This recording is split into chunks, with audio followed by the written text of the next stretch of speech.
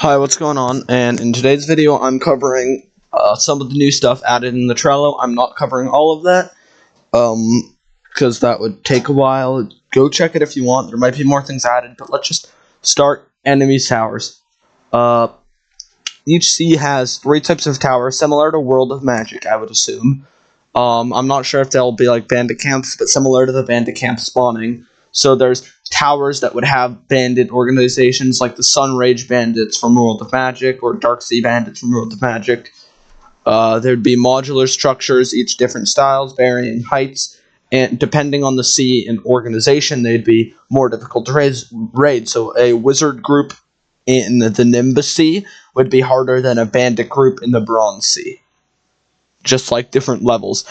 And you can raid through whichever way you want, because it's all destructible, similar to World of Magic. But you have to kill every single enemy to be able to get all the rewards. Raiding them would give you organization unique gear. I made 2 videos about one about the Dark Sky, one about the bosses, which there's a lot of new stuff being covered, and like new items that are going to be coming to specific to groups, which is awesome. We're getting a lot of new group specific item, and it's just going to make the world feel a lot more complete because you'll be able to take the items from pretty much anyone. It's going to feel awesome. So that meme about potential man, don't worry guys, new stuff's coming. That's actually new stuff is coming and it's awesome. Now moving on, there's more information about player fleets, but that's gonna be its own video for later. Non-story bosses. So there are some new non-story bosses confirmed. Leviathan, a survivor of an unknown story incident, who now wanders the war seas in hopes of getting stronger so that she might kill her former king. She uses storm magic to create large thunder clouds anywhere she goes, causing her to be nicknamed Leviathan by word of mouth. So we're probably getting her soon. We'll probably figure out what this incident was. Her former king. Which, if there's a king of Skyhall, there could be something that happens at Skyhall. It could be that Eden, that we saw, the Kingdom of Eden. That was a kingdom mentioned, I think, on Shale Reef or Claw Island. One of them has briefly mentioned that it's like now extinct kingdom. It was a former kingdom. So she could be from there. Yeah, that's a lot missing. Halbjorn, I talked about him earlier. He's the person from Redwake. Just an abandoned soul, which seems like it could be a lot of cool, like, ghostly fighting. Legend talked about the people of Surus Island, who lurks deep within the Stepstones. I hope this doesn't show a boss bar when you're on the Stepstones, but if it's like a cool monster, that's going to be cool. Jurasava we'll get to. And then King Caesar. Blasted Rock will now have more of a purpose. And in the Sandstorm, he'll be there. And so will Kasaya Bay, the Jurasava faction.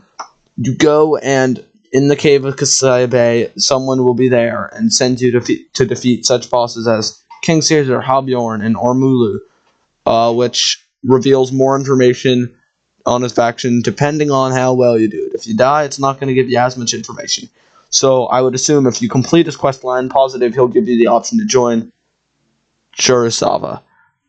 Which, they are not just a news-making faction. They definitely got more going on if they're sending you on boss hunting, and that's their code name, as it says. A mysterious faction which writes and publishes. So they're like truth spreaders or something. Anyways, I'm going to cover one last bit of information here. Sea-wide weathers. The weather system is going to be revamped to have 4 to 6 enormous clouds covering multiple islands of the sea rather than 15 or so smaller ones. I actually am a big fan of this. So it'll be like a huge rain, similar to World of Magic, like massive clouds and then like huge areas like covered in rain. And then there will be sea-wide weather events that will affect the whole sea.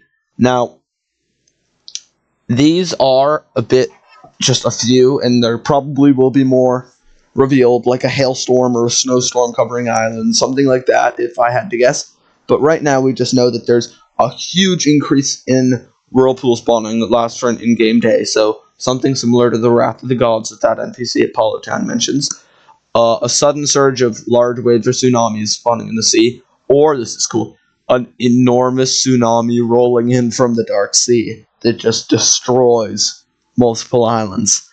That would be awesome, because we could actually see the sort of recovery effect once Town Kingdom Alignments comes out with that too. So that's all there is for now. There's another video on that I'll be making about sharks and sea monsters, and then on fleets.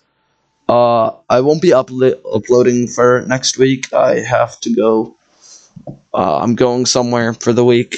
But there's probably going to be a lot more information revealed on that. So just watch someone else's channel for then. But subscribe if you want. I'm going to pre-schedule videos to send out there. So within that week, you'll get these 2 videos about sharks and sea monsters and about sea-wide weather events. Thank you guys so much for watching, and goodbye.